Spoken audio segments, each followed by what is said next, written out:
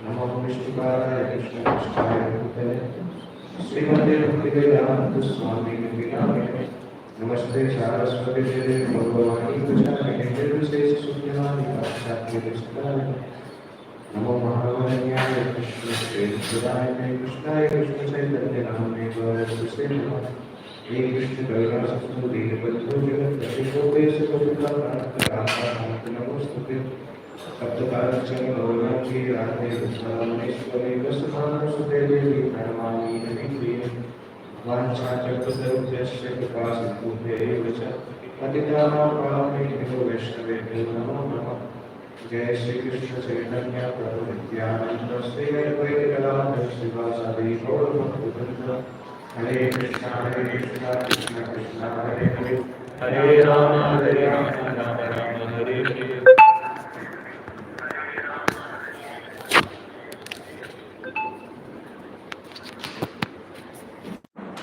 हरे कृष्णा। कल हमने एक पहला सेक्शन पूरा किया था, इंटीग्रिटी। आज उसके अपोजिट जो होता है डुप्लिसिटी, उसका कुछ चर्चा करेंगे और उसके बाद फिर मैच्योरिटी प्रयास करेंगे कंप्लीट करने का। तो इंटीग्रिटी में हमने पहला पॉइंट देखा था कि व्यक्ति का internal values external behaviour align होता है। इसलिए डुप्लिसिटी का पहला पॉइंट उससे अपोजिट है, inconsistency in values and behaviour. कि जो व्यक्ति बोलता है वो जो अंदर रहता है वो अलग अलग है। उसका एक उदाहरण हम देख सकते हैं कि जब पांडवों को वारणावत भेजा गया था तो उनको क्या बोल के भेजा गया था? लाक्षागृह में जब भेजा था तो पांडवों को क्या क्या रीजन दे के बोला गया था? धृतराष्ट्र ने उनको भेजा था ना, क्या बोल के भेजा था? ये तो बोल के नहीं भेजा था कि आपको जलाने के लिए भेज रहे हैं। क्या बोला था? किसी को याद है पांडवों को लाक्षागृह क्यों भेजा गया था? नहीं, मारने के लिए तो भेजा गया था, परंतु पांडवों से थोड़ी बोला गया था कि आपको मार देंगे हम। उनसे बोला गया था कि वहाँ पे एक नया महल बना है और हम लोग वहाँ पे कुछ दिन रिट्रीट करना चाहते हैं। आप लोग जाइए, आसपास जंगल है, बहुत अच्छा जंगल है, वहाँ पे रिट्रीट करके आइए। बहुत सारा सामान, भोजन सामग्री सब कुछ रखा गया था, नौकर नौकरानी, बहुत सारे लोग, सभी लोग रखे गए थे कि आप पिकनिक मना के आइए। वो तो वहाँ जाके जब युधिष्ठिर को स्मेल आती है तो वो देखते हैं कि यहाँ तो हर चीज़ उससे ही बना हुआ है, लैक से बना हुआ है। तब फिर उनको शक होता है कि कुछ और चीज़ है। अदरवाइज धृतराष्ट्र ने पर्सनली आके बोला था कि हमने एक बहुत अच्छा महल बनाया है, आप लोग वहाँ जाके रहिए, बहुत अच्छी जगह है। तो बोलना कोई एक चीज़, बोलना एक बात और करना अलग, ये इनकंसिस्टेंसी कहलाता है।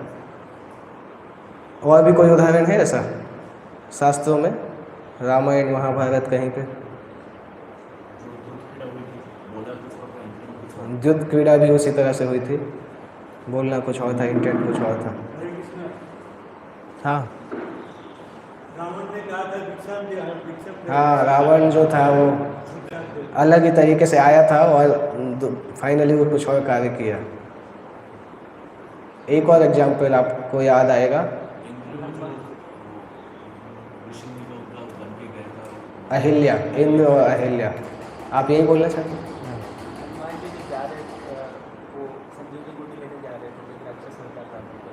हाँ, हनुमान जी संजीवनी बूटी लेने जा रहे थे तो एक राक्षस मिलता है, उसका नाम क्या होता है? कालनेमी। हाँ, कालनेमी राक्षस, कालनेमी नाम है, पता नहीं। कालनेमी, एक कंस भी कालनेमी का वो था ना, और ये कालनेमी अलग है शायद। रामायण के कालनेमी और महाभारत वाले कालनेमी अलग अलग होंगे। ओके, तो बोलना एक चीज़ है, दूसरा करना अलग, वो कहलाता है, डुप्लिसिटी में आता है। दूसरा अनप्रेडिक्टेबल रॉन्ग बिहेवियर। जैसे जब अश्वत्थामा पांडवों को मारने के लिए गया था तो उसका ऐसा नहीं था कि अश्वत्थामा मारते समय, हालांकि वो देखने गया था पांडवों को, परंतु पांडव वहाँ पे मिले नहीं थे। महाभारत में एक जगह पर वर्णन आता है कि उसने अंधेरे में गलती से मार दिया, परंतु जब महाभारत का मध्वाचार्य व्याख्या करते हैं तो उसमें बोलते हैं कि ऐसा नहीं था कि उसको पता नहीं था कि ये 5 बच्चे हैं, क्योंकि उसने पांडवों को पहले ढूंढा था और इन बच्चों के शरीर को देख के समझ गया था कि ये पांडव नहीं हो सकते। पांडवों का शरीर इतना हष्टपुष्ट था ना कि कोई भी देख के उनको समझ सकता था कि ये पांडव है, ये पांडव नहीं है। तो जब वो गया था, परंतु उसने सोचा था कि हम पांडवों के वंश को ख़त्म कर देना चाहिए। भले ही उन 5 को नहीं मार पाए, परंतु उनके जितने बच्चे हैं सबको मार देंगे तो वंश खत्म हो जाएगा। तो एक तो गलत क्यों था, एक तो ब्राह्मण का पुत्र था, वैसा व्यवहार उसके लिए ठीक नहीं था। दूसरा ये जानने की बात कि जिसको मारने आए वो व्यक्ति अवेलेबल नहीं है तो दूसरे को मारना। 2 बार उसने एक्सट्रीम पाप किया, इसलिए उसको डुप्लिसिटी के अंदर काउंट किया जाता है। और उस दिन पांडव एक्चुअली अगर वापस आते तो पांडव मारे भी जाते, क्योंकि उस दिन उसको विशेष शक्ति भी प्राप्त हुआ था शिव जी के द्वारा। पर भगवान कृष्ण ने बचा लिया, क्योंकि भगवान ने बोला कि आप जिस दिन हम युद्ध जीतते हैं तो उस दिन युद्ध भूमि में ही रह के उसको उत्साह मनाना चाहिए। तो आज की रात हम यहीं पे सोएंगे, कैंप में नहीं जाएंगे। वो बोल के भगवान कृष्ण ने उनको वहीं पे रोक दिया, क्योंकि उसने वरदान लिया था कि एक शंकर जी से स्पेशली वरदान लिया था उस दिन के लिए। इसलिए तो उस दिन उसके सामने जो भी आया वो टिक नहीं पाया। उसने उसको भी मार दिया था, द्रौपदी के भाई को भी मारा था ना, दुष्टदुम्न को मार दिया था। दुष्टदुम्न बहुत शक्तिशाली थे, क्योंकि अगर हम युद्ध के स्तर पर देखें तो अश्वत्थामा दुष्टदुम्न से जीत नहीं सकते थे। और दुष्टदुम्न जाग भी गए थे, ऐसा नहीं थे कि उनको सोते हुए मारा। 5 पांडवों के मरने के बाद दुष्टदुम्न की नींद खुल गई थी, वो उठ भी गए थे, परंतु इस समय उसके पास भगवान शिव की इतनी शक्ति थी कि दुष्टदुम्न कुछ कर नहीं पाए, तो सामने सामने उसने मर्डर कर दिया। तो वो एक डुप्लिसिटी कहलाता है। तीसरा लैकिंग कैरेक्टर। लैकिंग कैरेक्टर का एग्जाम्पल हमने देखा इंद्र और अहिल्या के बीच का। इस एपिसोड में एक लोगों को कन्फ्यूजन होता है कि अहिल्या को वास्तव में पता था कि वो इंद्र है कि नहीं, पता था कि नहीं पता था। बाद में तो पता चला, जब उसके हस्बैंड आ गए तब तो पता चला। तो पहले पता था कि नहीं पता था अहिल्या को?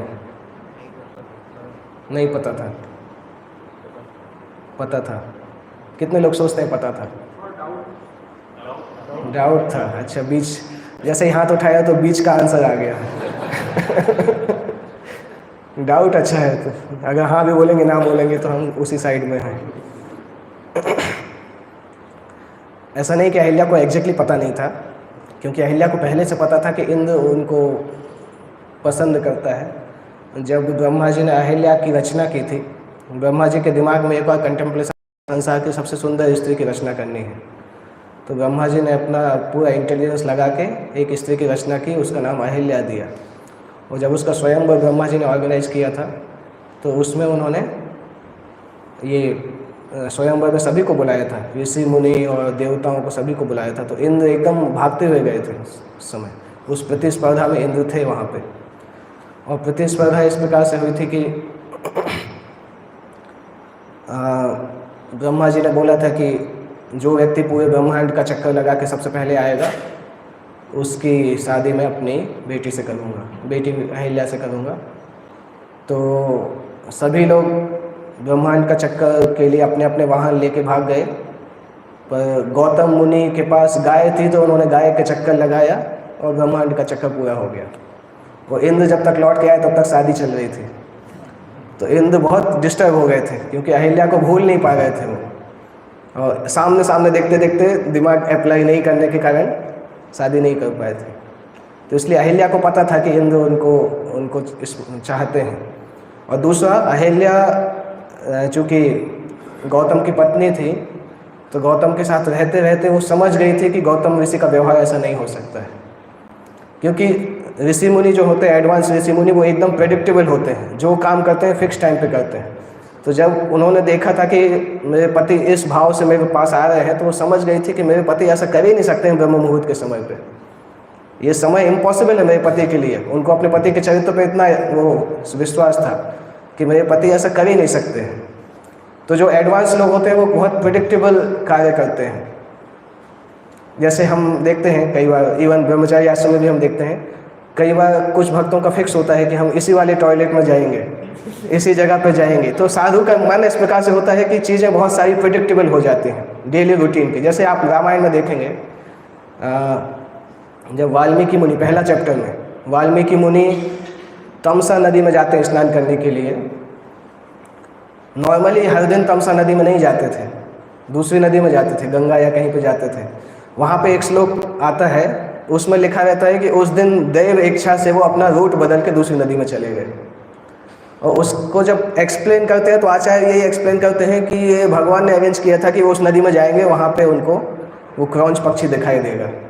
तो वहाँ पे एक कमेंट आता है कि नॉर्मली साधु लोग हर काम फिक्स तरीके से करते हैं, तो जब भी कोई महान व्यक्तित्व अलग तरीके से कार्य करता है, दैट मीन्स उसका भगवान का कुछ अलग योजना है। तो इस तरह से अहिल्या को डाउट इसी कारण से हुआ था क्योंकि उनको गौतम के बारे में सब कुछ पता था कि गौतम ऋषि इस समय पे इस प्रकार की इच्छा कर ही नहीं सकते हैं, और इंद्र का व्यवहार उसने पहले भी देखा था, तो इसलिए उसको अंदाज़ा हो गया था। और परंतु जब उसको ये अंदाज़ा हुआ कि इंद्र है तो अहिल्या को रिमोर्स नहीं हुआ। ये मेन गलती थी जिसके कारण उसको साफ मिला। उसको ये रिमोर्स नहीं हुआ कि मैं पति के साथ लॉयल्टी को तोड़ रही हूँ। उसके मन में ये फीलिंग आई कि देखो मैं कितनी सुंदर हूँ कि देवलोक का राजा भी मेरे पीछे पागल है। वो उसके अहंकार के कारण ये फीलिंग थोड़ी देर के लिए आई, टेम्परेरी वो फीलिंग आई कि देखो मैं कितनी सुंदर हूँ कि इंद्रदेव भी मेरे पीछे पागल है।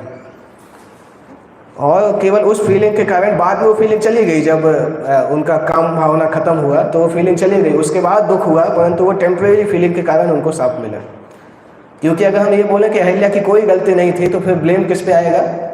गौतम मुनि के ऊपर, कि उसकी कोई गलती नहीं थी, ज़बरदस्ती साफ दे दिया, जबकि ऐसा तो नहीं होता है।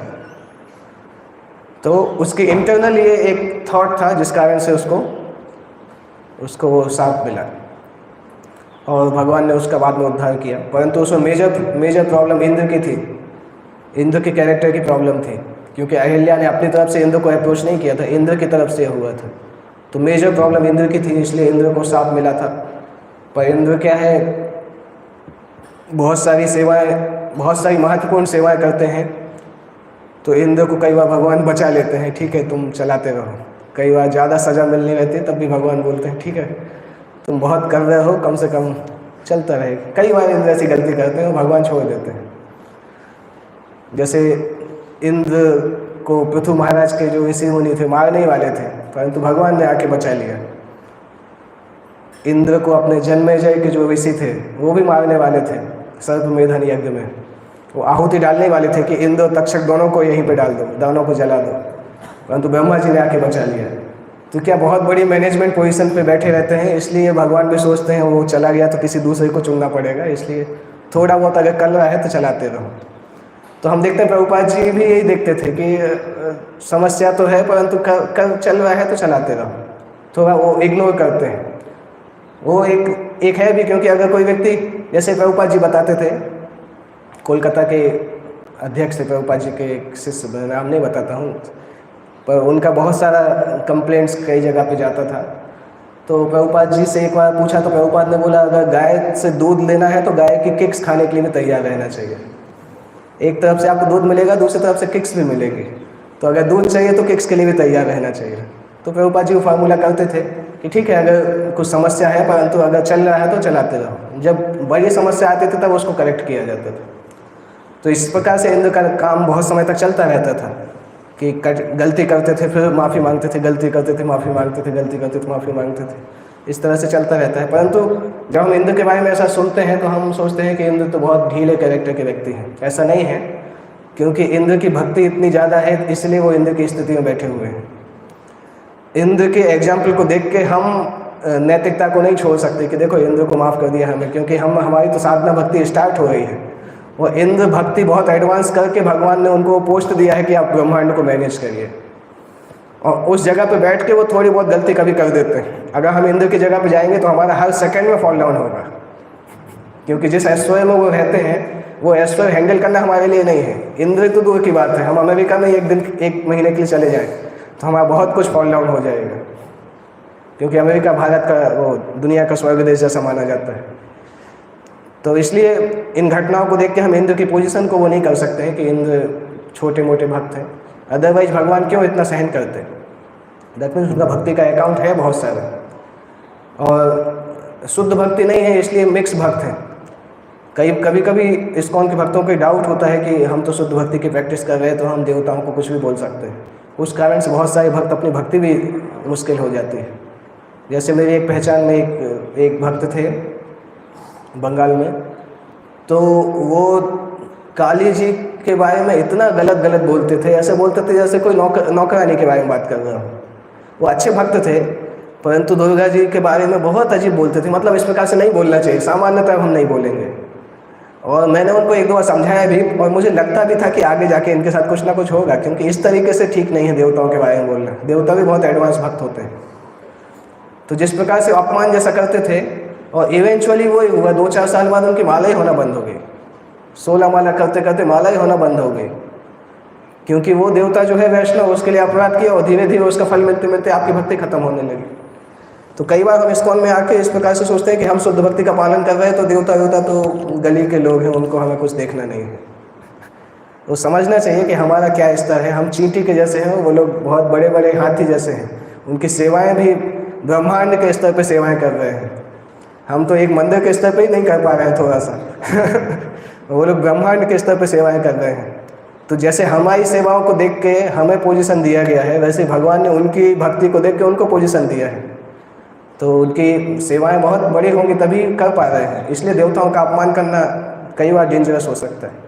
इसलिए शास्त्र ये नहीं बोलते कि देवताओं का अपमान करिए, ये केवल बोलते हैं कि देवताओं को परम मान के आपको उनकी पूजा करने की आवश्यकता नहीं है। केवल ये गाइडलाइन शास्त्र में मिलता है कि क्योंकि अगर आप भगवान विष्णु को मानेंगे, देवताओं का अपमान करेंगे तो विष्णु नाराज होंगे, और अगर देवताओं की पूजा करेंगे, भगवान विष्णु को नहीं मानेंगे तो भी विष्णु नाराज होंगे और देवता भी नाराज होंगे।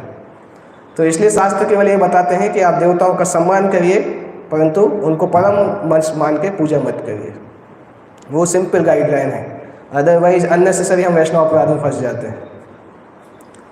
तो ये इंद्र का है लैकिंग कैरेक्टर। उसके बाद डुप्लिसिटी में इंद्र के और भी एग्जाम्पल हैं। डुप्लिसिटी में इंद्र के कई एग्जाम्पल आते हैं एक्चुअली। इसमें अगला एग्जाम्पल है, इंद्र ने मेनका को भेजा था किसके पास?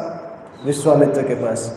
विश्वामित्र जो पूरे विश्व के मित्र थे उस समय, हालांकि वो विश्वामित्र जैसे एग्जैक्टली वो नाम उनके ऊपर उस समय मैनिफेस्ट नहीं हो रहा था, क्योंकि उस समय जब वो तपस्या कर रहे थे उस समय पूरे विश्व का भला करना एक सेकेंडरी पॉइंट था उनके अंदर में, परंतु वशिष्ठ को की बराबरी करना प्राइमरी पॉइंट था। विश्वामित्र वो तब वास्तविकता में बने जब वो भगवान रामचंद्र से मिले और भगवान रामचंद्र के एसोसिएशन में शुद्ध भक्त बने, शुद्ध भक्ति को प्राप्त किए, तब वो विश्वामित्र बने। विश्वामित्र की एक बहन थी कौशिकी, वो एक नदी के रूप में जब वो उनका देह त्याग किया था तो देवताओं ने पूछा था कि आपको कौन सी योनि चाहिए, तो उन्होंने बोला था मैं एक नदी के रूप में पूरे संसार की प्यास बुझाना चाहते हैं। तो भगवान रामचंद्र बताते हैं कि दोनों भाई और बहन संसार का भला कर रहे हैं, विश्वामित्र मुनि अपने ज्ञान के द्वारा और उनकी सिस्टर अपने जल के द्वारा। तो इंद्र ने मेनका को भेजा था। विश्वामित्र मुनि डिस्ट्रैक्ट हो गए थे और 10-12 साल कहाँ उनकी ज़िंदगी के चले गए थे पता नहीं। और जैसे ही उनको अपने होश में आए वो मेनका गायब हो गई। उसको लगा कि अभी खतरनाक कुछ हो सकता है, मेनका गायब हो गई। और अगली बार इंद्र ने फिर से रंभा को भेजा। इंद्र ने रंभा से बोला तुम जाओ। रंभा ने बोला भी कि लास्ट टाइम मेनका तो बच के आ गई, अभी मेरा पता नहीं क्या होगा, आप भेज तो रहे हो। इंद्र ने बोला नहीं मैं साथ में जाऊँगा, कोई समस्या नहीं होगी, मैं बचा लूँगा। पर जब सांप मिला तो इंद्र गायब हो गए, सांप केवल रंभा को मिला। इंद्र गायब होकर देवलोक में वापस आ गए। इसी तरह से एक ऋषि थे, जब वो तपस्या कर रहे थे तो इंद्र उनकी तपस्या भंग करना चाहते थे। और क्योंकि इंद्र को थोड़ा इनसिक्योरिटी होता है कि पता नहीं भक्ति कर रहा है, जाके क्या मांग लिया भगवान से पता नहीं। इसलिए हम भी जब भक्ति करते हैं ना तो प्योर डिवोशन पे फोकस करना चाहिए। अगर यहाँ वहाँ की इच्छाएं होंगी ना तो इंद्र को इनसिक्योरिटी हो सकता है कि बहुत समय से हरे कृष्ण महामंत्र कर रहा है, पता नहीं कुछ हृदय में इच्छा आ गई और मेरा सिंहासन ले लिया तो क्या करेंगे। इसलिए देवताओं से अगर बचना है, मतलब देवता ऑब्स्टेकल क्रिएट नहीं करें आपके जीवन में, इसलिए शुद्ध भक्ति की प्रैक्टिस करना जरूरी है। क्योंकि भौतिक इच्छाओं के साथ करेंगे तो देवताओं को इनसिक्योरिटी हो सकता है कि पता नहीं क्या इच्छा आ जाए कि वायु बनना चाहता हूँ, इंद्र बनना चाहता हूँ, ब्रह्मा बनना चाहता हूँ। और हरे कृष्ण महामंत्र बहुत शक्तिशाली है। अगर आप शुद्ध भक्ति नहीं कर रहे हो तो हरे कृष्ण महामंत्र अगर बहुत अच्छे से किया है तो जो इच्छा होगी भगवान दे देंगे, क्योंकि ये बहुत एडवांस है। इसको करते करते लोग कहीं भी पहुंच सकते हैं, किसी भी स्तर पर पहुंच सकते हैं। तो इसलिए शुद्ध भक्ति नहीं करेंगे तो देवता लोग थोड़े इनसिक्योर होते हैं, पता नहीं भक्ति तो कर रहा है, क्या मांग रहा है, अंदर क्या है पता नहीं, कुछ गलत सलत मांग लिया तो मेरे लिए मुश्किल हो जाएगी। इसलिए बहुत आवश्यक है कि हम शुद्ध भक्ति की प्रैक्टिस करें। शुद्ध भक्त भले ही नहीं बने परंतु बिगिनिंग से प्रैक्टिस उसकी करनी चाहिए, जिससे कि बाकी लोग हमसे इनसिक्योर नहीं हो कि ये व्यक्ति ठीक मोटिव का है। कम से कम ये श्योरिटी रहेगी। और अगर देवता लोग श्योर होते हैं कि इसका मोटिव ठीक है तो देवता लोग मदद भी करते हैं भक्ति करने में। आपकी ज़िंदगी में चीज़ें इस प्रकार से अरेंज हो जाती हैं कि आप भक्ति में आगे बढ़ने में मदद मिलेगी। और तभी होती है जब देवता लोग कन्विंस होते हैं कि हाँ ये शुद्ध भक्ति करने के लिए ही आया है और ये मुझे इससे कोई खतरा नहीं है, तब फिर सारे देवता मदद भी करते हैं। इवन हाथ की रेखाएं बदल जाती हैं, क्योंकि वो सब देवताओं के हाथ में है, यूनिवर्सल मैनेजमेंट के हाथ में है।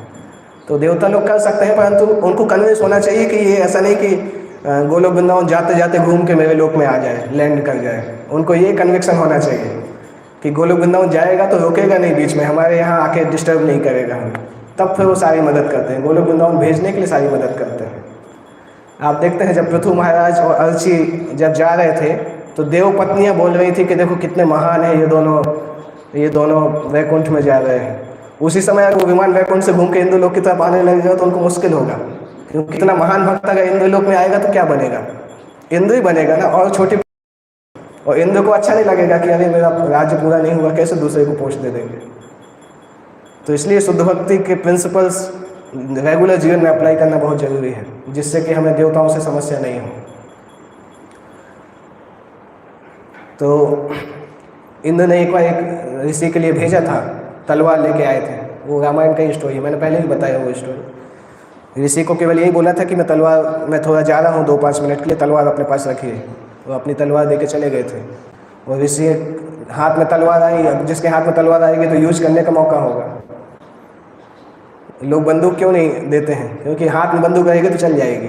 अमेरिका में देखो अलाउ करते हैं ना बंदूक रखना, कभी भी चल जाती है। कभी कभी अमेरिका में ऐसा होता है कि रेड लाइट में कोई व्यक्ति अगर हमारी कार के आगे आ गया तो हॉर्न बजाने के बजाय गेट खोल के बंदूक मार देते हैं, क्योंकि जब हाथ में है तो चल जाएगी, आदमी का दिमाग ठिकाने में नहीं रहता है। तो इसी प्रकार से ऋषि को तलवार दे के गए और ऋषि ने तलवार का यूज़ करना चालू किया। एक बार तलवार से काटा तो पहाड़ कट गया, क्योंकि इंद्र की तलवार है। और धीरे धीरे तलवार इतनी अच्छी लग गई कि ऋषि डाकू बन गए, तपस्या छोड़ के डकैत बन गए। वो इंद्र तो यही चाहते थे, इसलिए तो तलवार दे के गए थे, इसलिए वापस ही नहीं लौटे।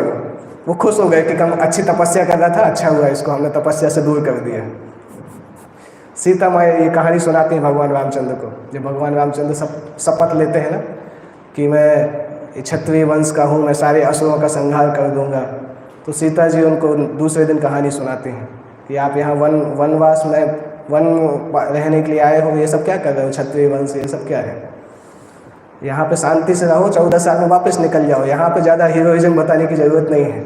इस प्रकार से इनडायरेक्टली सीता जी ने भगवान रामचंद्र को ये बोला था कि आप ये जो धनुष बाण लेके घूमते हो अच्छा नहीं है, यहाँ पे धनुष बाण रख दो कहीं, 14 साल बाद उठाना। धनुष बाण रहता है इसलिए आपको ये सब विचार आते हैं कि हम क्षत्रिय बनेंगे, ये मारेंगे वो मारेंगे। तब वो सीता जी ने भगवान राम को ये स्टोरी सुनाई थी कि जिसके हाथ में शस्त्र होते हैं उसको शस्त्र यूज करने की इच्छा होती है, क्योंकि सीता देवी को पता था कि अगर ये असुरों के खिलाफ कुछ करेंगे तो असुर लोग भी कुछ करेंगे, इसलिए वो वनवास में डिस्टर्बेंस नहीं चाहती थी। वो उस समय सीता देवी ये स्टोरी सुनाती हैं, इंद्र की स्टोरी। तो ये डुप्लिसिटी का एक लक्षण है, इल मोटिवेशन। दूसरा एग्जाम्पल इसमें है, हरिदास ठाकुर को जो प्रोस्टिट्यूट भेजा था, किसने भेजा था, कोई खान थे ना, रामचंद्र खान। और शायद उसी रामचंद्र खान ने फिर एक बार नित्यानंद प्रभु के लिए भी अपराध किया था, वही सेम थे ना। नित्यानंद प्रभु उनके घर में गए थे तो जाने के बाद सफाई कराया था वो सब, हाँ। और बाद में उसके कारण रामचंद्र खान का वंश ही खत्म हो गया था, पूरा गांव ही वो हो गया था, आग लग गई थी पूरे गांव में। तो वो इल मोटिवेशन है। हरिदास ठाकुर के पास प्रोस्टिट्यूट को इंटेंशनली भेजना डुप्लिसिटी में आता है। डुप्लिसिटी का एक और लक्षण है back stabbing, sweet talk on the face, bad mouthing behind the back. जब कोई व्यक्ति सामने हो तो बहुत अच्छे से बात करना, और जब वो चला जाए तो उसकी बुराई करना, ये डुप्लिसिटी का लक्षण कहलाता है। सामान्यतः हर बद्ध जीव में ही पाया जाता है। ये कोई बहुत दुर्लभ क्वालिटी नहीं है, सभी के अंदर ये पाया जाता है।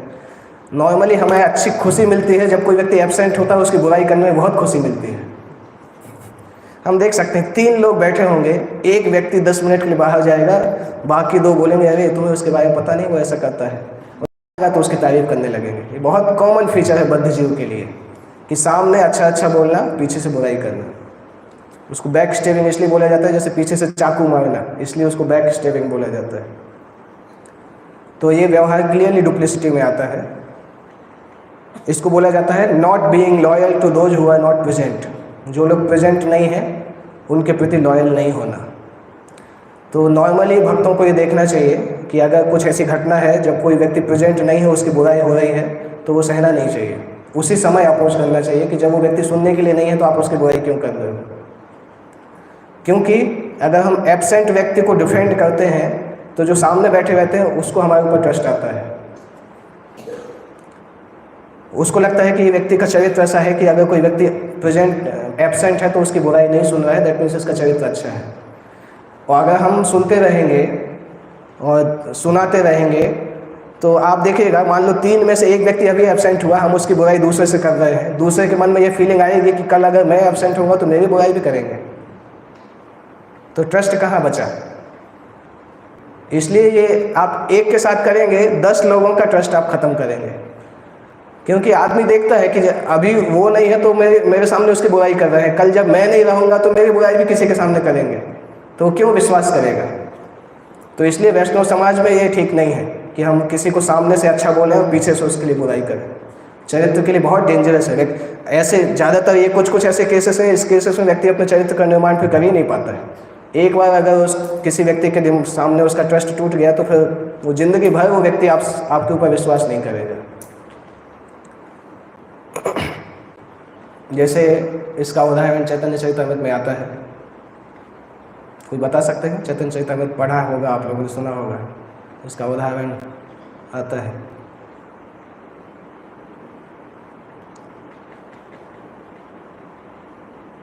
एकदम शांत, पिन ऑफ साइलेंस। एक्चुअली शास्त्र को इस तरह से समझने का प्रयास करना चाहिए, जैसे आप कोई प्रिंसिपल, हाँ, सार्वभौम भट्टाचार्य के दामाद अमोघ, अमोघ तो एक्चुअली सबके सामने ही बुराई कर देता था। वो वेबसाइट का वेट नहीं करता था, सामने ही बुराई कर देता था। शास्त्र को जब हम पढ़ते हैं ना, तो एक सिंपल प्रिंसिपल आप अप्लाई करेंगे तो बहुत सारी एनालिटिकल स्टडी करते हैं शास्त्र, कर सकते हैं शास्त्र में से।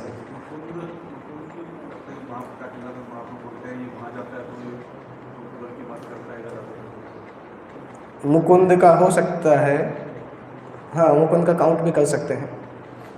जैसे ये सिंपल प्रिंसिपल अगर आप फॉलो करेंगे तो शास्त्र बहुत सारे स्क्रिप्चर्स का एनालिटिकल स्टडी कर सकते हैं और उससे बहुत फ़ायदा भी मिलेगा। जैसे फॉर एग्जांपल कोई सिद्धांत आपने पढ़ा तो अपने माइंड पे जोर दीजिए कि और कहाँ कहाँ सिमिलर इंसिडेंट हुए थे और क्या क्या सीख सकते हैं। जैसे एक इंसिडेंट में बताता हूँ। 4थे स्कंद में कश्यप मुनि भगवान की तपस्या करते हैं। उनको ये पता नहीं रहता भगवान कौन है, और तपस्या करते हैं, बाद में मांगते हैं कि आपके जैसा पुत्र चाहिए। अभी आप में से कोई बता सकता है कि ऐसी घटना भागवत में और कहीं हुई है? किसी और व्यक्ति ने ऐसी घटना की है? थोड़ा दिमाग लगाइए।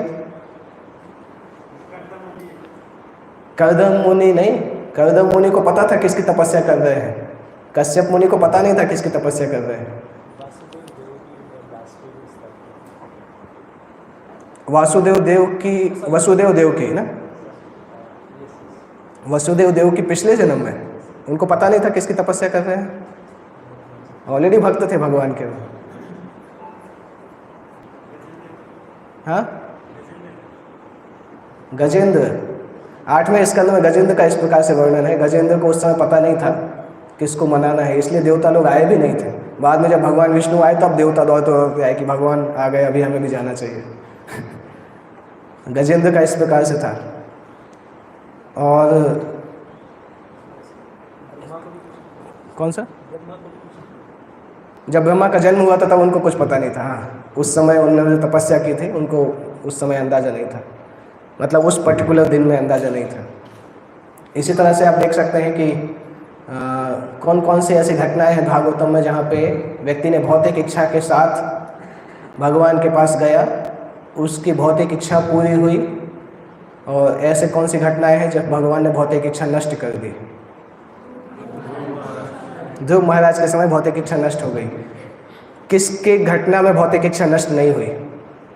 भगवान विष्णु के पास गए परंतु भौतिक इच्छा नष्ट नहीं हुई। दक्ष के केस में कब नहीं हुई?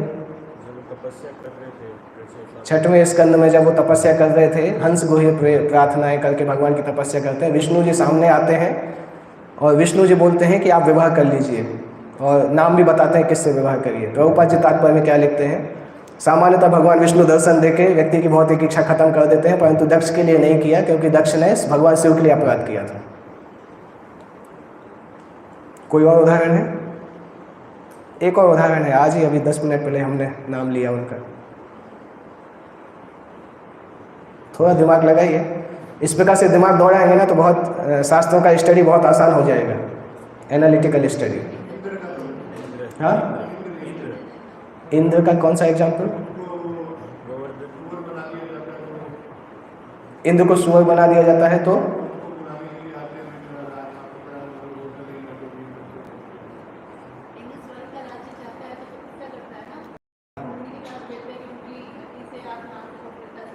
हाँ,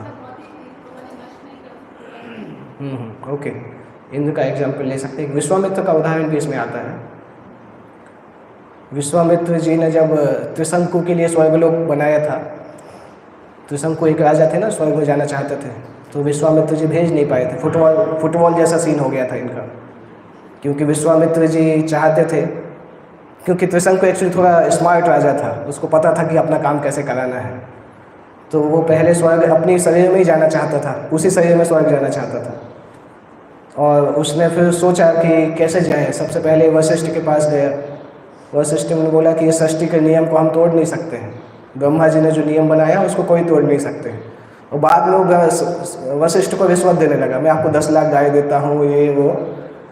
तो वशिष्ठ और नाराज हो गए, बोलते भाग जाओ नहीं तो जला के मार डालेंगे अभी। परंतु वो इतना सात्विक व्यक्ति था, वशिष्ठ के पास से भाग के वशिष्ठ के पुत्रों के पास जाता है, 100 पुत्रों के पास, कि तुम्हारे पिता तो बहुत वो हैं, फिक्स्ड तरीके से हैं, कुछ ज़्यादा इनोवेशन नहीं चाहते हैं, मेरी छोटी सी इच्छा थी वो पूरी नहीं की, नाराज हो गए और मुझे मारने का प्रयास कर रहे थे, अभी तुम लोग इच्छा पूरी कर दो।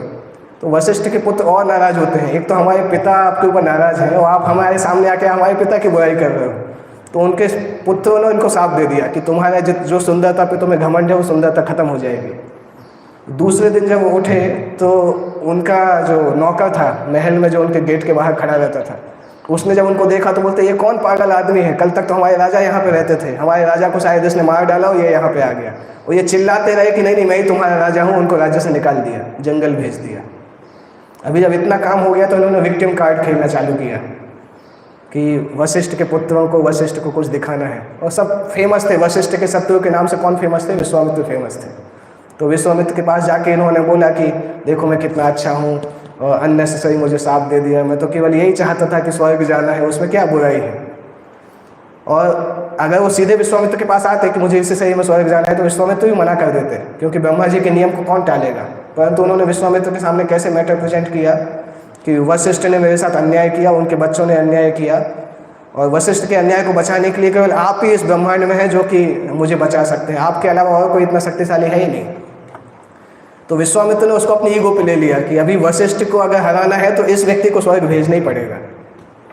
तो विश्वामित्र ने जितना तपस्या किया था उसके दम पे सारे ऋषि मुनियों को बुलाया कि मैं अभी एक ऐसा यज्ञ करूंगा कि प्रत्यक्ष इस आदमी को स्वर्ग भेजूंगा। सारे ऋषि मुनि डरते थे कि नहीं गए तो पता नहीं साथ दे देंगे।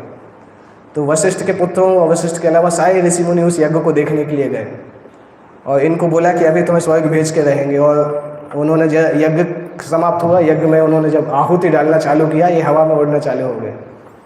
लोगों ने देखा हवा में ऊपर उड़ते जा रहे हैं, परंतु स्वर्ग जाना इसी शरीर में इतना आसान नहीं है, क्योंकि जब हवा के ऊपर की लेयर्स में जाते हैं तो बॉडी फटने लगती है, प्रेशर कम होता जाता है, एयर कम होती जाती है। तो जो त्रिशंकु बहुत खुश थे, थोड़ी ऊपर जब हवा में उड़ने मिल रहा था तो बहुत खुश थे, परंतु जब वो और ऊंचाई पर जाने लगे तो चिल्लाने की आवाज़ें आने लगी, ऐसा लग रहा था कि शरीर टूट जाएगा। तब फिर त्रिशंकु बोल रहे हैं कि नहीं नहीं मुझे नहीं जाना, इस शरीर में वापस ले आओ। परंतु विश्वामित्र बोल रहे हैं अभी तो कुछ हो ही नहीं सकता है, अभी तुम्हें जाना हो चाहे नहीं जाना हो तुम्हें जाना ही पड़ेगा, क्योंकि अभी उन्होंने अपनी ईगो पे ले लिया था कि विश्वामित्र को अगर नीचे दिखाना है तो ये तो करना ही है। तो उसके बाद फिर वो त्रिशंकु की लड़ाई नहीं थी, फिर वो विश्वामित्र की ईगो की लड़ाई थी। और इंद्र ने देखा कि कोई फॉरेन व्यक्ति आ रहा है बिना वीजा के, बिना पासपोर्ट के, तो इंद्र ने अपने सेवक से बोला उसको नीचे फेंक दो। इंद्र ने अपने वज्र का आघात किया, वो इंद्र के पास जाते जाते फिर जमीन पे आ गए। यहाँ पे लोगों को लगा कि इंद्र लोक में भेज दिया, क्योंकि नजर से ओझल हो गए। और अगले ही पल देखा कि वो आदमी फिर से फ्री फॉल अंतरिक्ष से सीधा नीचे गिर रहा है। पर विश्वामित्र ने देखा तो फिर उसको हवा में रोक दिया और फिर आहुति डालना चालू किया। तो अभी त्रिशंकु को ये यहाँ से ऊपर भेज रहे हैं, इंद्र ऊपर से नीचे भेज रहा है, और ये फुटबॉल जैसा बन गया। और जब विश्वामित्र ने देखा कि शायद इंद्र अलाउ नहीं करेंगे उतने ऊपर तक भेजना, तो विश्वामित्र ने सोचा कि ठीक है अभी मैं इसके लिए नया स्वर्ग बनाऊंगा। तो अपनी सारी तपस्या का फल लगा के नया स्वर्ग बनाया। उसमें उन्होंने सारे नंदन कानन सब कुछ इस प्रकार से बनाया, बोला कि इस स्वर्ग के राजा तुम हो, तुम ही जाओ। तो वो उस समय तक उसकी हालत ऐसी थी, बोल रहा था मुझे ज़मीन पे भेज दो, मैं जहाँ रहूँगा रह लूँगा। बोलते नहीं, ज़मीन पे तो तुम आ ही नहीं सकते, अभी तुम्हें स्वर्ग में ही जाना पड़ेगा। और वो स्वर्ग बनाते बनाते क्या हुआ, विश्वामित्र की योग शक्ति खत्म हो गई, जितना अर्जित किया था सब खत्म हो गया। और स्वर्ग बना के उसको फिर बैलेंस नहीं कर पाए। अभी जैसे हमने तो कोई जिन्न, किसी के ऊपर जिन्न फेंकते हैं, अगर उस वहाँ पे काम नहीं किया तो हमारे ऊपर ही आता है। तो वो स्वर्ग लोक जो था वो इनको विश्वामित्र को ही खत्म करने के लिए इनके ऊपर ही गिरने लगा। वो ये मैनेज नहीं कर पा रहे थे, इनको लग रहा था कि अभी सिर फट जाएगा। तो उस समय इनके एकाएक प्रार्थना निकली थी, भगवान विष्णु बचा लीजिए। और भगवान विष्णु प्रकट भी हो गए उसी समय। भगवान विष्णु ने आके डांटा कि ये सब काम मत किया करो, ब्रह्मा जी का कार्य है नए नए लोगों को बनाना, तुम्हारा कोई ये काम नहीं है और इतनी शक्ति भी नहीं है, तो ये सब काम मत किया करो। एनीवे अभी बना दिया है तो अभी इसको मैं ग्रेविटी में डाल के इसको एडजस्ट कर देता हूँ, और उसको त्रिशंकु को बोलो जाके यहीं पे रहे और कहीं जाने की ज़रूरत नहीं है। तो उसके बाद भगवान ने बैलेंस करके भगवान गायब हो गए। परंतु ये इतने उस समय जोश में थे वशिष्ठ के बराबर करने के लिए कि भगवान विष्णु को देख के भी भक्ति नहीं मांगी। और वो घटना के लिए बाद में पछतावा करते हैं जब ब्रह्म ऋषि बन जाते हैं। वशिष्ठ मुनि को बताते हैं कि मेरे जीवन में ऐसा क्षण आया था कि जब भगवान विष्णु मेरे सामने आए थे, जो चाहता मांग सकता था, परंतु मैं ऐसे मूड में था कि भक्ति नहीं मांगा। तभी वशिष्ठ ने उनको बोला कि चिंता की बात नहीं है, वेट करो, रघुवंश में भगवान फिर से आने वाले हैं। मैं भी रघुवंश को गाइड करना नहीं चाहता, परंतु इसलिए मैं इसका ब्राह्मण बना हूँ क्योंकि जब इसी वंश में भगवान आएंगे तो उनका दर्शन मिलेगा, इसलिए मैं इसमें हूँ। आप भी टिके रहो, जब भगवान आएंगे उनको साथ में ले जाना, उस समय आपको शुद्ध भक्ति मिल जाएगी। तो उस समय फिर विश्वामित्र जो थे वो उस चीज़ का वेट कर रहे थे, और उसके कारण वो भगवान रामचंद्र के संग में शुद्ध भक्ति को प्राप्त किए। कुछ कुछ आचार्य ऐसे बताते हैं कि बालकांड का मुख्य हीरो जो है विश्वामित्र ही है, क्योंकि अगर बालकांड को आप देखें कि भगवान रामचंद्र का बालकांड है, वाल्मीकि मुनि ने केवल 10 श्लोक में बालकांड खत्म कर दिया, क्योंकि भगवान राम की बाल लीलाएँ दिखाई नहीं गई हैं। केवल एक ही लीला उसमें प्रोमिनेंट दिखाई देती है, 1-2 लीलाएँ। जब चारों भाइयों को पालने में रखते हैं तो अकेले अकेले चारों भाई रोते रहते हैं, परंतु फिर वो कॉम्बिनेशन ट्राई करते हैं, भरत के साथ राम को रखते हैं, लक्ष्मण के साथ शत्रुघ्न, तब भी रोते रहते हैं। पर जब राम और लक्ष्मण को भरत शत्रुघ्न को साथ में रखते हैं तो शांत हो जाते हैं। वो एक लीला वाल्मीकि मुनि ने लिखी है। दूसरी लीला लिखी है कि जब ये लोग छोटे रहते हैं और मड से खेलते रहते हैं, गीली मिट्टी से खेलते रहते हैं, गीली मिट्टी का वो मिट्टी की बॉल बना के एक दूसरे को फेंकते हैं, ये है। तो उसी समय मंथरा आती है और भगवान रामचंद्र के तो मंथरा के कुबड़ के ऊपर वो मिट्टी का बॉल फेंक देते हैं। सारी रानियाँ सब लोग हंसने लगते हैं क्योंकि छोटे बच्चे करते हैं, परंतु मंथरा बुरा मान जाते हैं। और वो चीज़ उसको तब तक याद रहती है, तब से वो सोचती है कि राम से बदला लेना है कभी ना कभी।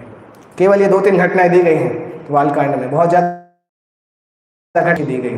तो फिर ये प्रश्न आता है कि बालकांड का नाम बालकांड है क्यों? क्योंकि बाल लीलाएँ तो ज़्यादा है नहीं उसमें।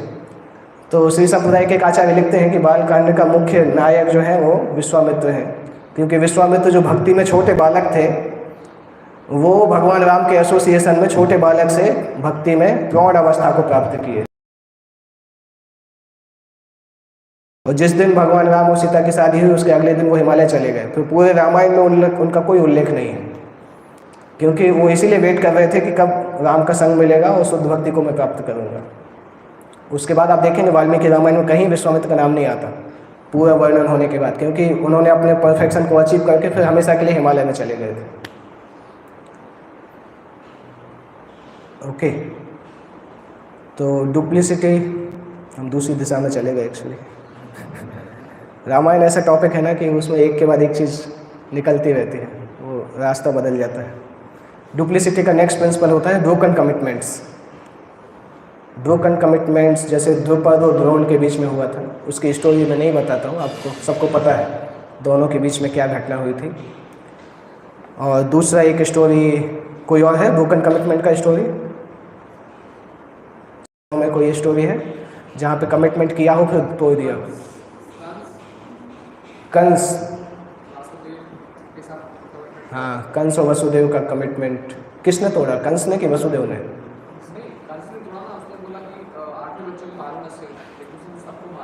हाँ, कंस ने भी तोड़ा, वसुदेव ने तोड़ा कि नहीं कभी? वसुदेव ने तोड़ा भगवान के लिए, तो वो गलत नहीं माना जाता है, उसको हम ट्रांसेंडेंटल बोलते हैं। परंतु कंस ने 3 गुणों के अंदर आके उसको तोड़ा। और कोई प्रॉमिस टूटा? स्टोरी में क्या टूटा था? बड़े ब्राह्मण ने जो प्रॉमिस किया था। ओके, अच्छा है, आप लोगों का ऑलरेडी माइंड काम करने लगा उस दिशा में। अभी मैं यही करता हूँ, प्रिंसिपल बताऊंगा, आप लोग एग्जाम्पल बताइएगा। और कोई एग्जाम्पल है?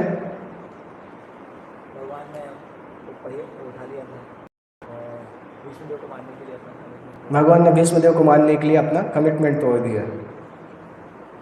बाद में भीष्मदेव भगवान से पूछते हैं, मध्वाचार्य एक्चुअली लिखते हैं उसको, भीष्मदेव बाद में भगवान से पूछते हैं कि भगवान आपने अर्जुन को बचाने के लिए वो रथ उठाया था ना? तो भगवान बोलते नहीं, अर्जुन को बचाने के लिए नहीं उठाया था, अर्जुन को तो मैं कैसे भी बचा सकता था, चूँकि आप मुझे उस रूप में देखना चाहते थे इसलिए मैंने रथ उठाया था।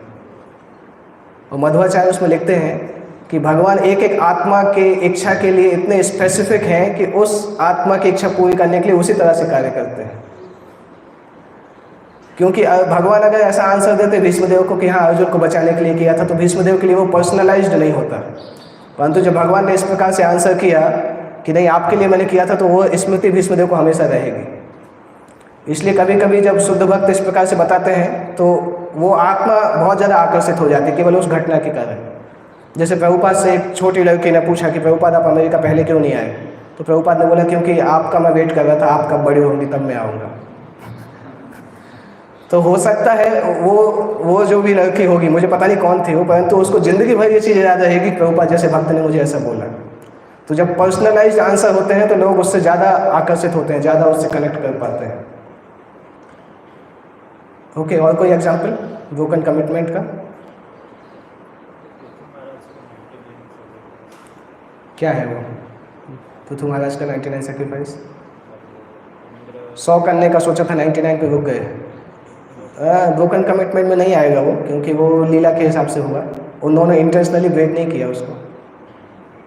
और कोई उदाहरण? ययाति महाराज ने कुछ प्रॉमिस किया था ना, किया था कि नहीं? ययाति ने कुछ प्रॉमिस किया था ना अपनी पत्नी के साथ, उस प्रॉमिस को तोड़ा कि नहीं तोड़ा? उसी कारण से उनको बुढ़ापा मिला था ना। शुक्राचार्य ने बलि को बोला कि आपने भगवान को जो कमिटमेंट दिया है उसको तोड़ दो। और कोई उदाहरण है? एनीवे याद आए तो बताइएगा। नेक्स्ट आता है अनप्रिंसिपल्ड डीलिंग्स। एक चीज़ है कि हमारा व्यवहार किसी न किसी सिद्धांत पर तो आधारित होना चाहिए। केवल इस पर नहीं होना चाहिए कि आज हमारे मन में ऐसा लग रहा है तो ऐसा कर लेते हैं, कल हमारा मन ऐसा बोलेगा तो ऐसा कर लेते हैं। अगर हमारा व्यवहार केवल अपने मन पर ही आधारित है तो किसी को हमारे पर विश्वास नहीं होगा, क्योंकि मन जो है बंदर के जैसा होता है। इसलिए हमारा जो व्यवहार है किसी न किसी शास्त्र के सिद्धांत पर तो आधारित होना चाहिए, और केवल दिखाने के लिए नहीं, अंदर से भी वो आधारित होना चाहिए उसके ऊपर। क्योंकि एक चीज़ हमें समझना होगा कि संसार में कुछ चीज़ें एटर्नल हैं, शास्त्र एटर्नल हैं और साधु के इंस्ट्रक्शंस एटर्नल हैं। तो हम एक बार अपने मन से काम कर सकते हैं, 2 बार कर सकते हैं, 3 बार कर सकते हैं, और हो सकता है लोग चला भी लें कि ठीक है मन से कर रहे चलेगा, परंतु अगर हम वो हैबिट डाल के रखेंगे कि जो हमें अच्छा लगता है भले ही वो कैसा भी हो हम कर लें, ज़्यादा दिन नहीं चलेगा। कुछ ना कभी वो पकड़ा जाएगा, और जिस दिन पकड़ा जाएगा सारा का सारा ट्रस्ट खत्म हो जाएगा। इसलिए बेटर है कि हमारे जो डीलिंग्स हैं, जो एक्शन है, वो क्लियरली कोई ना कोई शास्त्र के सिद्धांत पे आधारित हो, क्योंकि जब उसके आधार पे होंगे तभी लोगों को हमारे ऊपर डाउट नहीं होगा। नहीं तो हो सकता है 1 साल डाउट नहीं होगा, 2 साल डाउट नहीं होगा, परंतु कभी ना कभी ऐसा आएगा कि डाउट होगा, क्योंकि सारे के सारे लोग भक्त ही हैं, सारे के सारे लोग भी शास्त्र पढ़ रहे हैं, तो बहुत सारे दिन तक चीज़ें नहीं छुपा सकते हैं। आप कुछ लोगों को कुछ दिन तक अंधेरा में रख सकते हैं, सारे लोगों को भी कुछ दिन तक अंधेरा में रख सकते हैं, परंतु सारे लोगों को हमेशा अंधेरे में नहीं रख सकते, कभी ना कभी वो चीज़ सामने आएगी। तो अगर हमारा व्यवहार प्रिंसिपल नहीं है, शास्त्र के सिद्धांत पे आधारित नहीं है, तो कभी ना कभी वो सामने आ जाएगा। हो सकता है 1 साल लगे, हो सकता है 5 साल लगे, हो सकता है 50 साल लगे, परंतु कभी ना कभी सामने आएगा। और जब सामने आएगा तो उस कर्म का फल भी हमें भुगतना होगा, क्योंकि भगवान ये जस्टिफाई नहीं करते हैं कि हमने किस प्रकार से किया था। सारे कर्म का एक एक करके आपको भुगतना पड़ता है, ज़िंदगी में एक समय आता है। और इसका कोई उदाहरण है अनप्रिंसिपल डीलिंग्स का, कि केवल विम्सिकल तरीके से डिसीजन लेना, विम्सिकल तरीके से कार्य करना। हाँ, अश्वत्थामा का उदाहरण आता है। ओके, और कोई उदाहरण है? छोटी क्लिप आई थी कि नाइट ठाकुर बोलोगी अभी पर्यटन की है। हाँ, किसी मंदिर के प्रेसिडेंट ने उनसे किसी माता जी को बोला है कोई काम करने के लिए। माता जी ने बोला ये तो शास्त्रों के मतलब ये ठीक लगा मेरे शास्त्रों के विरुद्ध रही। तो उन्होंने बोला मैं उसमें मैनेजर ने कि तुम्हें ना भगवान की खुशी के लिए पूतना बनना चाहिए, मतलब अपने को सिद्ध करने के भगवान की खुशी के लिए पूतना बनना चाहिए। पूतना ही बनना चाहिए। जब भगवान आके बोले तभी बनना चाहिए। जब भगवान आके बोले कि मेरी खुशी के लिए पूतना बन जाओ तो फिर बन सकते हैं, बाकी और किसी पे विश्वास नहीं करना चाहिए। एक बार एक भक्त से बोला, एक भक्त कोई चीज़ का अपोज कर रहे थे, तो उन्होंने बोला कि अगर प्रभुपाद आके आपसे बोले कि मैं बोल रहा हूँ ये करो, और वो चीज़ शास्त्र के खिलाफ थी, तो भक्त ने क्या आंसर दिया कि प्रभु जी एक्चुअली अभी मैं केवल इमेजिन नहीं कर सकता हूँ, इनकेस अगर प्रभुपाद आके सही में बोलेंगे तो मैं मान जाऊँगा, परंतु जब तक प्रभुपाद नहीं आए हैं तब तक अपने माइंड में मैं इमेजिन नहीं कर सकता हूँ कि प्रभुपाद आके बोलेंगे। हो सकता है प्रभुपाद सामने आके कुछ अपोजिट बोले, क्या भरोसा है। तो ऐसी चीज़ में देखिए, या तो कोई व्यक्ति इतना एडवांस हो कि वो प्रभुपाद को समझ सकता है या शास्त्रों को समझ सकता है या गुरु का मन समझ सकता है। अगर उतना एडवांस नहीं है तो हमारे पास केवल एक ही पैरामीटर है, साधु, गुरु और शास्त्र। उसके खिलाफ नहीं जा सकते। केवल उन्हीं को अधिकार है जो कि उस स्थिति को पार कर चुके हैं कि 3 गुणों से बाहर चले गए हैं, केवल उनको ही अधिकार है कि वो इस तरीके के डिसीजन ले सकते हैं। इसलिए कोई अगर ऐसा पूतना जैसा बोले तो उनसे बोलो पूतना हम तभी बनेंगे जब भगवान कृष्ण आके बोलेंगे, तभी पूतना बनेंगे, नहीं तो नहीं बनेंगे, क्योंकि खतरनाक डिसीजन है। मान लो गलत हो गया तो किसकी वाट लगने वाली है? हमारी वाट लगने वाली। लोग भगवान पूछेंगे पूतना बने क्यों, मैंने तो ही बोला था आके पूतना बनने के लिए। तो एक लिमिट होती है कि अगर कहीं हम देख रहे हैं कि शास्त्र का क्लियर वायलेशन है तो उसके लिए हमें स्टैंड अप होना चाहिए, क्योंकि अगर शास्त्र को छोड़ दिया तो फिर कुछ नहीं बचा। हमारा एक पैरामीटर अगर टूट गया ना, शास्त्र छोड़ दिया तो फिर कुछ नहीं बचा है, फिर हर आदमी अपने मन से ही करेगा। भौतिक समाज इसी तरह से चल रहा है ना, तो शास्त्र के सिद्धांत अगर कहीं पे टूटते हुए दिख रहे हैं क्लियरली तो फिर उसके लिए हमें स्टैंड होना चाहिए। या तो वो जगह छोड़ दीजिए या फिर अगर कुछ कर सकते हैं तो खड़े होइए, पर शास्त्र को कभी भी कॉम्प्रोमाइज़ नहीं होने देना चाहिए। हम भले ही कॉम्प्रोमाइज़ हो जाए, कुछ भी हो जाए, परंतु स्क्रिप्चर कभी नीचे नहीं दिखना चाहिए। स्क्रिप्चर के सिद्धांत दुनिया में सबसे ऊँचे स्क्रिप्चर्स के सिद्धांत हैं, वो कभी नीचे नहीं होना चाहिए। ओके, इंद्र जब घोड़े चुराने के लिए आए थे, पृथु का जो यज्ञ चल रहा था उसको चुराने के लिए इंद्र अलग अलग ड्रेस में आते थे। एक बार उनको पकड़ लेते थे, फिर गायब हो जाते थे, फिर अलग सन्यासी की ड्रेस पहन के आते थे। वो एक उदाहरण है। एक और उदाहरण है प्रभुपाद जी के पास टाइम में मिस्टर नायर का उदाहरण। जुहू मंदिर का ज़मीन जो था इस्कॉन को भी दिया, दूसरों को भी दे रहे थे, तो उनका जो डीलिंग्स था वो प्रिंसिपल नहीं था। डुप्लिसिटी का एक और उदाहरण आता है डिसेप्शन, धोखा देना। रावण का उसमें नाम आता है। पांडवों का एग्जाम्पल उसमें आता है।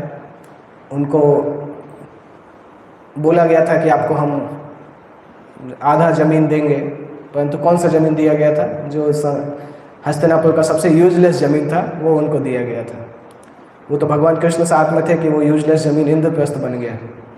अदरवाइज दुर्योधन ने तो इसी तरह से प्लान करके दिया था कि सबसे यूजलेस जगह इनको देना चाहिए। इवेंचुअली क्या हुआ था, हस्तिनापुर खाली होना चालू हो गया था, क्योंकि युधिष्ठिर का चरित्र इतना एडवांस था कि युधिष्ठिर वो गुड़ के जैसे थे, जहाँ पे युधिष्ठिर को रख दो तो मक्खियाँ चारों तरफ से आ जाएंगी। इतने आकर्षक थे युधिष्ठिर कि युधिष्ठिर जहाँ रहते थे नेचुरली लोग फ्लो करने लगते थे उनकी तरफ। तो जब इंद्रप्रस्थ का इनॉग्रेशन हुआ था तो हस्तिनापुर ही खाली होने लगा था। हस्तिनापुर के व्यापारी लोग जितने लोग थे बोलते थे बगल में जाके इंद्रप्रस्थ में रहेंगे। उसी से दुर्योधन डर गया, हम किस पे राज्य करेंगे, सारे लोग तो वहाँ जाना चाहते हैं।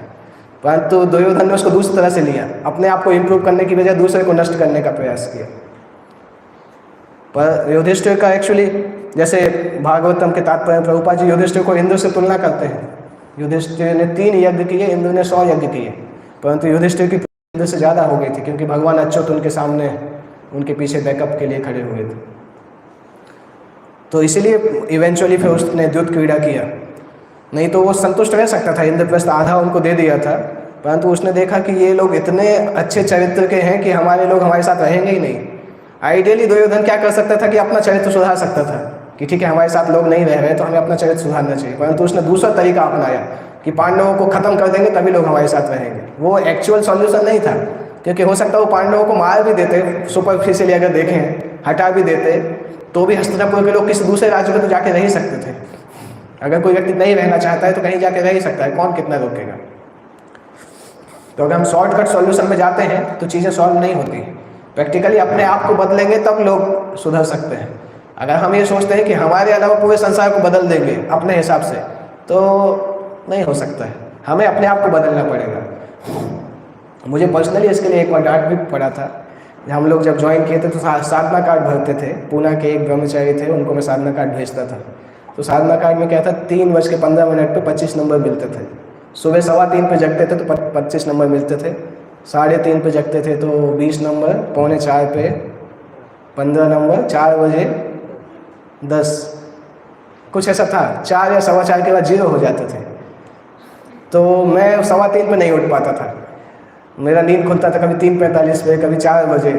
तो मैं वो सीनियर के पास गया, उनसे बोला प्रभु जी ये नंबर थोड़ा आगे पीछे कर सकते हैं क्या, 3:15 पे जो 25 नंबर मिलते हैं अगर आप 3:45 पे 25 नंबर देंगे तो अच्छा रहेगा।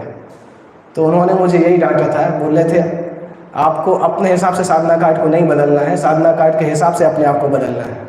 वही तो लक्ष्य है साधना कार्ड का। अगर आप अपने हिसाब से सिस्टम बदलना चाहते हो तो फिर आप कैसे सुधरोगे, आपको सिस्टम के हिसाब से अपने आप को बदलना है, तभी आप कुछ कर सकते हैं। तो उन्होंने डांटा था कि आगे से ये सब काम लेके मेरे पास मत आना, भले 0 नंबर आए परंतु वो साधना कार्ड दिखाओ, मैं संतुष्ट रहूँगा, परंतु ये लेके आओगे तो मैं भगा दूँगा। तो वो घटना मुझे अभी तक याद है, क्योंकि मुझे स्पेसिफिकली डांट पड़ा था उसके लिए, और मैं परेशान हो गया था। साधना कार्ड में कैसे 25 नंबर आए, 3:15 पे उठ ही नहीं पाएंगे। तो मुझे लग रहा था कैसे भी करके 25-20 नंबर लाना है तो मार्किंग सिस्टम आगे पीछे करना पड़ेगा। परंतु इतना स्ट्रॉन्ग डांट पड़ा कि उसके बाद से मैं हमेशा के लिए याद है वो घटना कि ऐसा नहीं करना चाहिए। अगर कोई सिस्टम है तो अपने आप को उसके हिसाब से एडजस्ट करना चाहिए, सिस्टम को बदलने का प्रयास नहीं करना चाहिए। ओके, तो डुप्लिसिटी यहाँ पे कंप्लीट होता है। कितना समय है हमारे पास, 10 मिनट 12 मिनट है ना।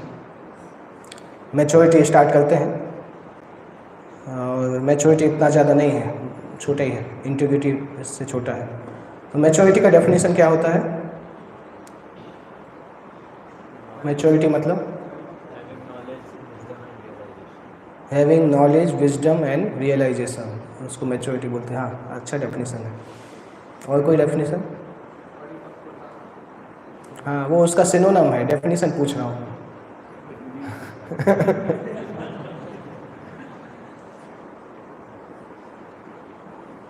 मैच्योरिटी क्या कहलाती है? मैच्योरिटी शब्द हम दिन में एक आध बार यूज करते हैं सभी लोग।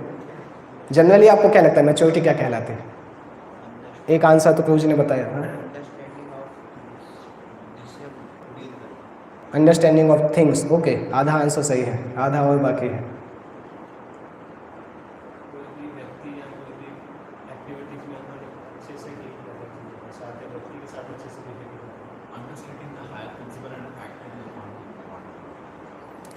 हाँ, अंडरस्टैंडिंग होना चाहिए, उस अंडरस्टैंडिंग के आधार पर व्यवहार कैसे करना है वो जानना चाहिए, उसको मैच्योरिटी बोला जाता है।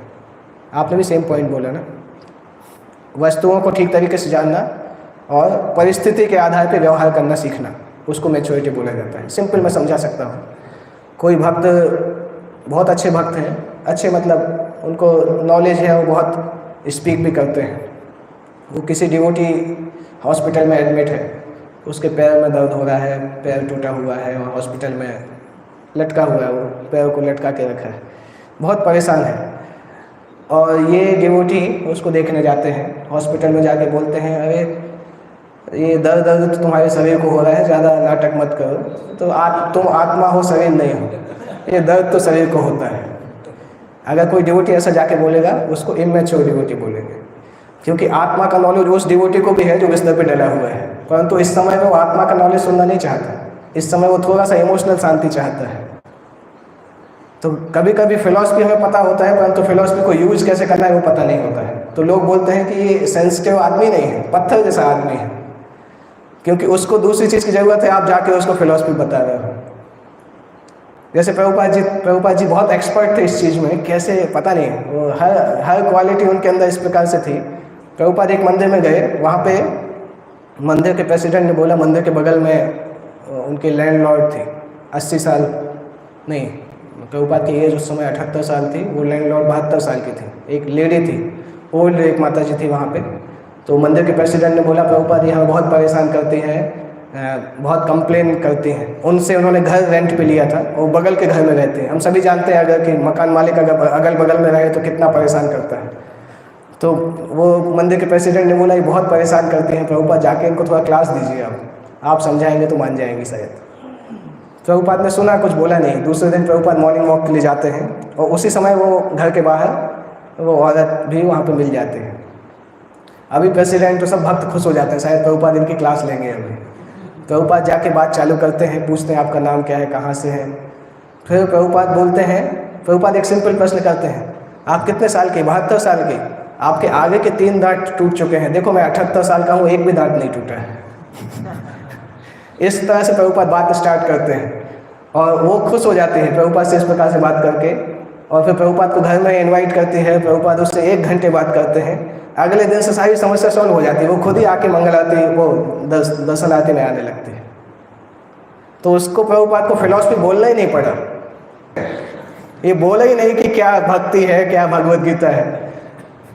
तो आपको समझना होगा कि अगर कोई व्यक्ति प्रचार करना चाहता है तो कैसे भी करके लोगों को कृष्ण भक्ति तक ला सकता है। अगर वो बहुत मैच्योर है तो हो सकता है उसको फिलॉसफी बोलने की जरूरत ही नहीं पड़े, वो लोगों को कृष्ण भक्ति तक ले आए केवल रिलेशनशिप के आधार पर। तो उसको मैच्योरिटी बोला जाता है। जो व्यक्ति उसको जानते हैं, हम देखते हैं कि बहुत इन्फ्लुएंस कर पाते हैं, क्योंकि उनको पता है किस व्यक्ति को किस सिचुएशन में कैसे बात करना है, उसी को मैच्योरिटी बोला जाता है। तो मैच्योरिटी का मेन डेफिनेशन है balancing between courage and consideration, balancing between boldness and sensitivity. Boldness एक क्वालिटी है कि स्ट्रेट फॉरवर्ड बोलना, सेंसिटिविटी एक और क्वालिटी है कि सेंसिटिव रहना एनवायरनमेंट की, और इन दोनों के बीच में बैलेंस बनाना मैच्योरिटी कहलाता है। अगर कोई व्यक्ति अपनी फीलिंग्स को, अपने कन्विक्शन को करेज और कंसिडरेशन के साथ बैलेंस कर सकता है तो वो व्यक्ति मैच्योर है। अगर नहीं कर पाता है तो वो इमैच्योर है। कोई उदाहरण है इसका? भागवतम के अंदर कोई उदाहरण याद आ रहा है ऐसा कि कोई व्यक्ति ने बहुत मैच्योरली डील किया हो?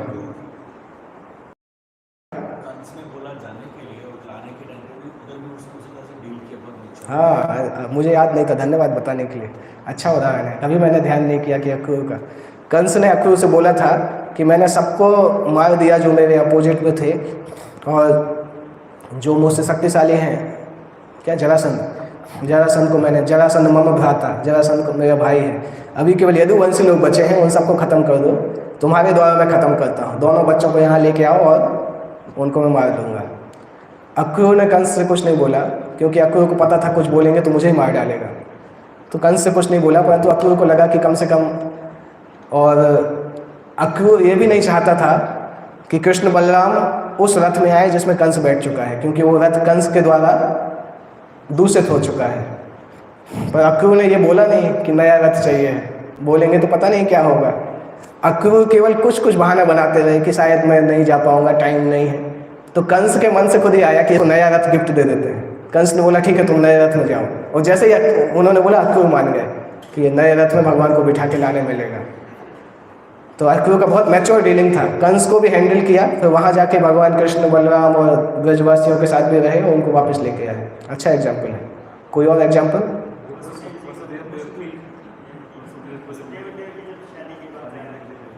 वसुदेव देव की पूरा बताइए, क्या उदाहरण है?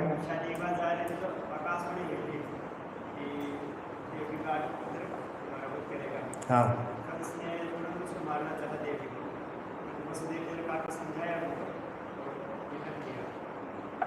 वसुदेव ने बहुत सारी चीज़ें बोली, फाइनली कंस को फ्लैटर भी किया, जैसे भी हो सके उन्होंने काम कंप्लीट किया। एक बार मायापुर में क्या हुआ था, एक लोकल मुसलमानों से लड़ाई हुआ था और मुस्लिमों ने कुछ पुलिस में कंप्लेन कर दिया और उसके कारण कुछ जेल में भी चले गए थे। 90s के लगभग की बात होगी, प्रभुपाद के जाने के बाद 90s की बात है कभी की। तो वो कंप्लेन इस प्रकार से था कि पुलिस वाले सीरियस मांग रहे थे, उसको जेल से नहीं छोड़ रहे थे। भक्त लोग भी जाके प्रयास कर रहे थे और अलग अलग दलील भी दे रहे थे, परंतु जेल से वो निकल नहीं पा रहे थे। जयपताक महाराज के पास ये बात गई तो जयपताक महाराज को ये पता भी चला कि पुलिस वाले मान नहीं रहे हैं। तो महाराज ने केवल एक काम किया, महाराज जाके गए और पुलिस इंस्पेक्टर था उसके चरण में गिर गए, उसके पैर पकड़ लिए महाराज ने। तो जब उस पुलिस इंस्पेक्टर ने देखा कि ये सन्यासी मेरे पैर पे गिरे हैं तो वो अपने आप ही हिलने लगा, क्योंकि भारत में इतना तो संस्कार होता है। जब उन्होंने देखा कि सन्यासी मेरे पैर पकड़ के नीचे गिरे हैं तो तुरंत वो सरेंडर हो गया। उसने बोला आप महाराज जो आप बोलेंगे हम कर देंगे। बाद में महाराज से पूछा तो महाराज ने बोला भक्तों को बाहर निकालना जरूरी है, उसके लिए चाहे कुछ भी करना पड़े, क्या समस्या है। लोगों ने बोला कि वो तो भौतिकतावादी आदमी है, आप लोग उसके चरण छुए, उसके चरण पे गिर गए। महाराज ने बोला क्या प्रॉब्लम है, अगर भक्तों को बाहर निकालना जरूरी है उसके लिए जो भी करना पड़ेगा वो ठीक है। तो उसको मैच्योरिटी बोला जाता है। नहीं तो वो केस हो सकता कोर्ट में जाता, फिर सालों साल भी लग सकते थे, परंतु केवल एक चीज़ के कारण वो कोर्ट केस ही खत्म हो गया, केस डिसमिस कर दिया उसने। इतना खुश हो गया कि उसने केस ही डिसमिस कर दिया। और कोई उदाहरण है?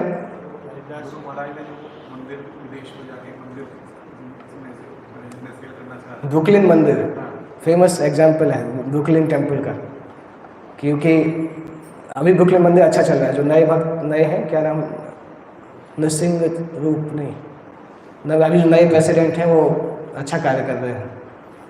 और राधे श्यामपुर ने वहाँ पे 3 ब्रह्मचारी भी भेजे हैं, एक बेंगलोर से 2 पूना से।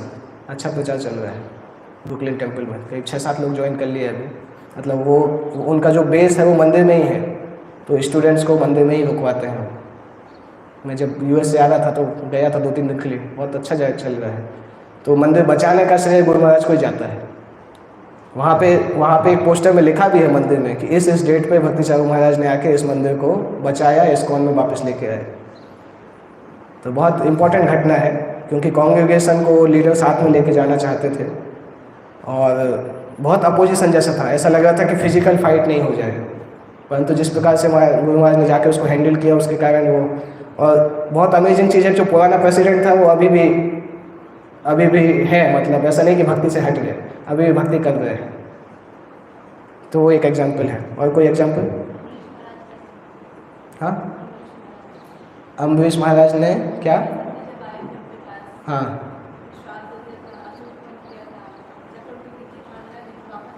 हाँ हाँ हाँ, अम्बरीश महाराज का बहुत मैच्योरिटी था, उस केस को किस प्रकार से उन्होंने हैंडल किया। और कोई?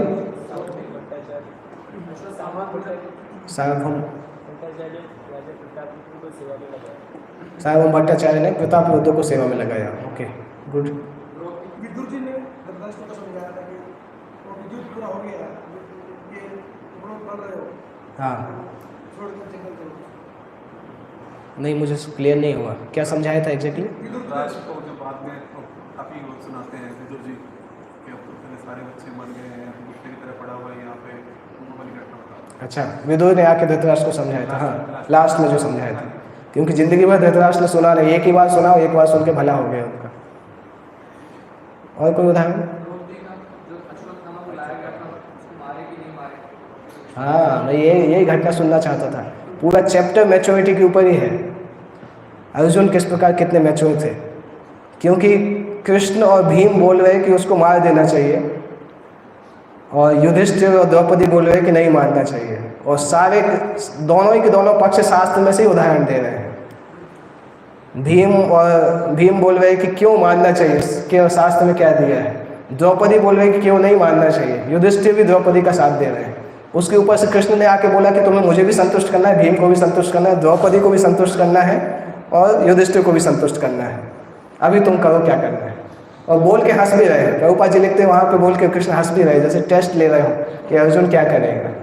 तो अर्जुन बहुत मैच्योरिटी उसको हैंडल करते हैं। युधिष्ठिर महाराज और यक्ष क्या है एग्जैक्टली?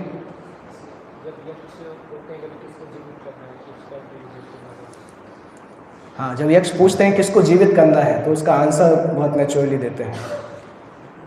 ओके, तो यहाँ पे एंड करते हैं। शाम को इसके आगे हम डिस्कस करेंगे। एक्चुअली मैं क्या सोच रहा था, मैंने एक टॉपिक चूज़ करके रखा था जो अभी का पास टाइम चल रहा है ना भागवतम का, जय विजय और चार कुमारों का जो पास टाइम है, तो उस पूरे इंसिडेंट से हम क्या क्या सीख सकते हैं उसका ओवरव्यू मैंने तैयार किया था। आज मैं भागवतम क्लास में सोच रहा था कि उस केस में एग्जैक्टली जय विजय का क्या गलती था, क्या एडवांटेज था, चार कुमारों का क्या मिस्टेक था, क्या एडवांटेज था, और भगवान विष्णु ने किस प्रकार से उसको हैंडल किया। कल सुबह में हूँ नहीं एनीवे जब देखेंगे, अगर अगली बार जब आया तब तक ये घटना चलती रही तो डिस्कस करेंगे।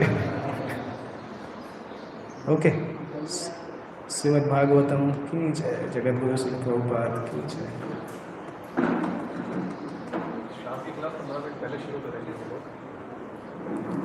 वो कितना भी पहले शुरू करें ख़त्म नहीं हो पाएगा।